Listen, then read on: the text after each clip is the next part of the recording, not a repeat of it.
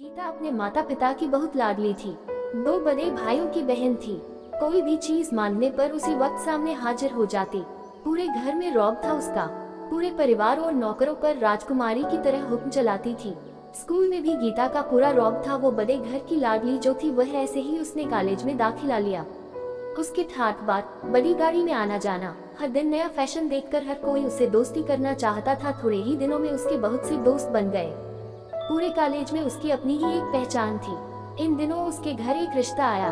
खानदानी लोग थे और पापा की पुरानी जान पहचान थी उनके साथ। गीता के साथ कोई जबरदस्ती नहीं थी, पर गीता ने फिर भी हाँ कर दी, क्योंकि वह अपने परिवार से बहुत प्यार करती थी। वह जानती थी कि वह लोग उसका अच्छा ही सोचेंगे। लड़के का नाम राज था। राज काफी पढ़ा लिखा और समझदार लड़का था। ससुराल वाले भी बहुत अच्छे थे। ससुराल में गीता की जगह वैसी ही थी जैसी कि मायके में। कोई भी कार्य कविता की सलाह के बिना नहीं होता था। सबकी लाडली बहू बन गई थी वह।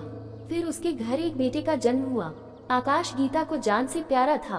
पोता पाकर ससुराल वाले तो फूले नहीं समाते थे। गीता कभी कभी सोचती कि उसकी किस्मत कितनी अच्छी है। उसका हर अपना उसे कितना प्यार करता है। चाहे जीवन में कैसा भी समय आए, मेरे अपने हमेशा मेरे साथ हैं। मैं कभी अकेली नहीं हो सकती। कितनी खुशकिस्मत हूँ मैं।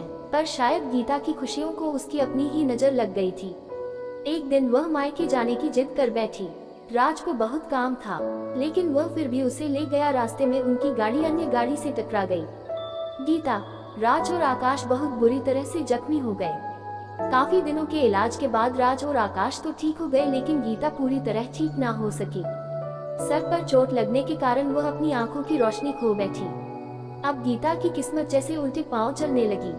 मायके वाले कुछ दिनों तक उसे मिलने आते रहे, फिर कभी कभार फोन ही करके पूछ लेते कि अब कैसी हो। धीरे धीरे ये सिलसिला भी कम हो गया।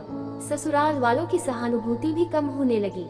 घर में किसी को पास बैठने के लिए कहती तो जवाब मिलता, बहुत काम है, अब तुम भी हाथ नहीं बंटा सकती। राज भी चिचिड़ा सा होने लगा थी। बस आकाश ही था उसके साथ, जिसके साथ हंसते खेलते उसका वक्त गुजरता। एक दिन गीता के हाथ से कुछ सामान गिर गया, जिसकी वजह से आकाश को हल्की सी चोट लग गई। गीता के सास ससुर ने आकाश को उससे अलग कर दिया कि कहीं उसके ना देखने की वजह से बच्चे का कोई नुकसान ना हो जाए। गीता अंदर से टूट चुकी थी। एक दिन उसने सबके सामने मायके जाने की इच्छा रखी तो राज उसे तुरंत मायके छोड़ आया, जैसे कि वह भी यही चाहता था। लेकिन आकाश को उसके साथ नहीं भेजा गया। कविता कभी आकाश से दूर नहीं रही थी, पर अपनी कमी के कारण उसने ज्यादा बहस नहीं की। गीता को लगा कि वह 3-4 दिन वहाँ रहेगी तो थोड़ा हवा पानी बदल जाएगा, क्योंकि वह कितने दिनों से कहीं भी बाहर नहीं गई थी। घर वाले भी इतने दिनों बाद उसे देखकर कितने खुश होंगे। गीता के घर पहुँचने पर सब लोग बहुत खुश हुए। खाने में सब कुछ गीता की पसंद का ही बना था। उसने अपने मम्मी पापा और भाई भाभीयों से दिल खोलकर बातें की। उनके छोटे छोटे बच्चे भी बुआ के साथ घुल मिल गए थे। रात को सोने के वक्त जब वह कपड़े बदलने लगी तो उसे पता चला कि उसका बैग तो बहुत भरा हुआ था। वो सब समझ गई। वो बहुत उदास हो गई। कुछ दिनों तक तो सब ठीक रहा, फिर जैसे सब बदलने लगा। सबका व्यवहार बदल रहा था। वो लोग जैसे थक चुके थे उससे। सब लोग घूमा फिरा कर पूछने लगे कि राज कब आ रहा है उसे ले जाने। वो बहाना बना देती, जबकि वह जानती थी कि उस घर में अब उसके लिए कोई जगह नहीं।